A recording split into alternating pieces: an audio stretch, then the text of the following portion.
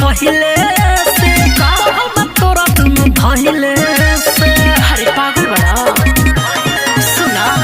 हमारा चीज धारावाही कुछ करी तोहर करे जगह है फटे घड़ी घड़ी तो हाय सुन कब कहा लगवालो तुम्हारा का सुना बोलो एगो राज के बात सुनो लड़का जब से नाचे लगनी तब से भइल बड़का एगो राज के बात सुनो लड़का जब से नाचे लगनी तब से भइल बड़का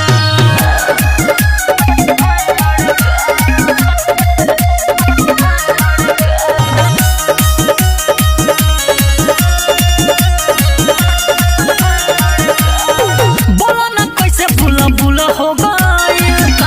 जवानी फूला फूला हो गए बोलिए अरे राजबा बानी छेदाइल हम अंदर अंदर सूरज सूर्य सुनो जी तू जितेंद्र काहे सुगम से हटा तारो